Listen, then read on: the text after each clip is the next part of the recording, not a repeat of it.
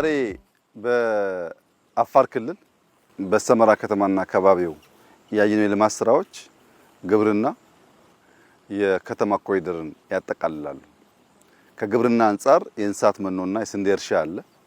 ከፕሮሰሲንግ አንጻር የዳቦ ፋብሪካው፣ የዱቄት ፋብሪካውና የጨው ፋብሪካው አለ። የከተማ ኮሪደር ደግሞ በጣም ሰፋፊ መሰረተ ልማቶች የተሰሩበት ያለ ነው እና ገጠሩን ከከተማ የሚያሳስር የልማት ሀሳቦቻችንን አስተናስሎ ምናስበውን ብልጽግና የሚያስጨብጥ ጅማሮዎች አሉ። እነዚህ የመኖ እርሻዎች በ500 ሄክታር ገደማ የታረሰው አዲሱ የሳር ዝርያ ነው። አንዴ ከተዘራ በኋላ ለ3 ዓመት በየ45 ቀኑ ሃርቨስት የሚደረግ ነው።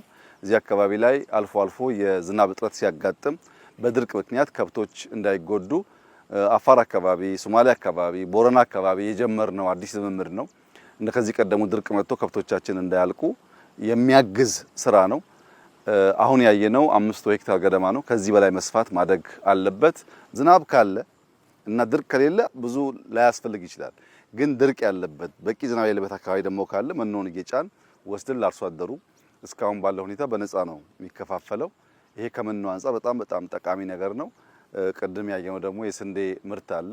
ከ1500 ሄክታር በላይ እንዲሁ በኢሪጌሽን የተሰራ ነው። በበጋ በዚህ ጊዜ አፋር ላይ በዚህ ሙቀት ስንዴ ማምረት እንግዲህ የሚታሰብ ታሪክ አልነበረም። ከዚህ ቀደም መኖም ቢሆን አምርተን አናቅም። መኖ አዲስ ታሪክ ነው። ስንዴ አዲስ ታሪክ ነው። እዚህ የምናመርተውን ስንዴ ደግሞ ቅድም ባየነው የቀዳማዊት እመቤት ኦፊስ በሚያሰራው የዳቦ ፋብሪካ በቀን 300 ሺህ ገደማ ዳቦ ያመርታሉ። እስከ 450 ኩንታል ገደማ ዱቄት ያመርታሉ። የሰመራ አጠቃላይ ፖፑሌሽን ከዚህ የሚያንስ ስለሆነ ፋብሪካው ለመላው ማህበረሰቡ በእጅጉ የሚያግዝ ነው። ስንዴው በቅርብ ርቀት ስላለ ዳቦ አምርተው ለህዝቡ በረከሰ ዋጋ ሊያቀርቡ ይችላሉ ማለት ነው። ኮሪደር በሚመለከት በጣም ጥሩ ጅማሮ ነው ያለው። የሰመራ የኮሪደር ልማት ከሌላው አካባቢ ለየት የሚያደርገው ብዙ የሚፈርስ ቤት፣ ብዙ የደቀቁ ሰፈሮች የሉበትም። ይብዛ የሚነስም ግንባታው ጥሩ ነው። የሚያስፈልገው መንገድ፣ የፍሳሽ ማስወገጃ ስርዓት መዘርጋት፣ የመብራት ስርዓት መዘርጋት፣ ግሪነሪ መትከል እና የከተማን ስታንዳርድ እንዲጠብቅ ማድረግ ነው የሚቀረው። ሰፋፊ መንገድ ስራዎች ተጀምረዋል። የግሪነሪ ስራዎች ተጀምረዋል። እነሱ ይጠናቀቁ ምናልባት ከክረምት በኋላ በጣም የተሻለ ከተማ እናያለን። በእርሻ ያየነው አመርቂ ስራ ነው። የፋብሪካውም እንደዚሁ ከኢንዱስትሪ አንጻር ኢንዱስትሪያል ፓርኩም እንዳያችሁት መጠነኛ የሆነ እንቅስቃሴ ያለው። እነዚህም በማያያዝ አፋር የሚያርስ ያን ፕሮሰስ የሚያደርግ ለምግብነት የሚያቀርብ ለከብቶቹ መኖ የሚያቀርብ ከሆነ በሌማቱም በእርሻውም በኢንዱስትሪውም በተሟላ መንገድ አካባቢውን ሊቀይር የሚችሉ ስራዎች ናቸው ተብሎ ሊወሰድ ይችላል። በእርግጥ አፋር ካለው ፖቴንሻል አንጻር የተሰራው ስራ በጣም ተጋኖ መታየት የለበትም። ከዚህ 10፣ 20፣ 30 እጥፍ ማደግ የሚያስችል ፖቴንሻል አለው። ሰፊ መሬት አለው። ውሃ እንደምታዩት እዚህም አለ፣ ዘማዶም ግድብ አለ። በደንብ መጠቀም ከቻል በእርሻ ረገድ ቢያንስ አፋር ራሱን ለመመገብና ለአካባቢ ሀገራት ኤክስፖርት ለማድረግ የሚያስችል ብቃት አለው። በማዕድን አፋር ይታወቃል። ሰፊ መሬት ስፋት ነው ያለው። ሽፋኑ በጣም ሰፊ ነው።